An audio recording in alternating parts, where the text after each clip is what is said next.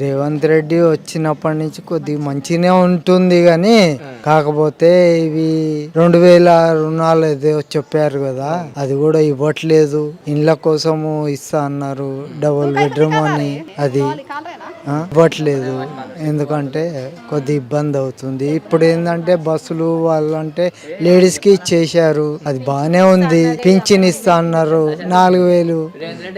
అంటే ఇప్పుడు మీకు మార్పు ఏం కనిపిస్తలేదా రేవంత్ రెడ్డి పాలనలో? పాలనలో ఇప్పుడు ఏం మార్పు ఉందండి? వచ్చేటి సన్న బియ్యం ఒకటైంది. మరి అంతే. ఇప్పుడు ఫ్రీ బస్ మీ గురించే పెట్టింది కాక మా కోసమే పెట్టిండు కరెక్టే, కానీ మేము రోజు పోతాం ఆ బస్సులలో. ఏమన్నా మేము ఇంట్లో ఉండేటోళ్ళం, డ్యూటీలు చేసేటోళ్ళం కాదు మేము.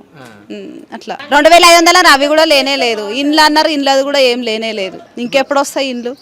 ఇప్పుడు సన్న బియ్యం వస్తున్నాయి, సన్న బియ్యం వస్తున్నాయి కానీ అట్లనే ఉన్నాయి. అంతా ఏం లేవు సన్న బియ్యం, ఏం లేదు, మామూలుగా ఉన్నాయి. ఇప్పుడు రేవంత్ రెడ్డి వచ్చిన కాడ నుంచి వెళ్ళి మహిళలకే పెద్ద పెట్టేసిండని చెప్తా ఉన్నారు. మీకు అట్లా ఏం అనిపిస్తలేదు? ఏం లేదు మాకైతే, ఏం లేదు. బయట అందరికి మంచిగా అవుతుంది, మాకైతే ఏం లేదు. మా సైడ్ అయితే మీరు అంటే ఎప్పటి నుంచి ఉంటున్నారు? మేము ఉండబట్టి 15 ఏళ్ళ 30 ఏళ్ళ నుంచి ఉంటున్నాం ఇక్కడ. 30 ఏళ్ళ నుంచి ఉంటున్నారు కదా. అంటే కేసీఆర్ పాలనకు ఇప్పుడు రేవంత్ రెడ్డి పాలనకు తేడా ఏమనిపిస్తుంది? కేసీఆర్దే అన్నా మంచిగా ఉండేది, అయితే ఏమంత లేదు. కేసీఆర్దే మంచిగా కొంచెం చేసిండు ఆయన కేసీఆర్, కానీ ఈయన అయితే ఏం లేనే లేదు అసలు.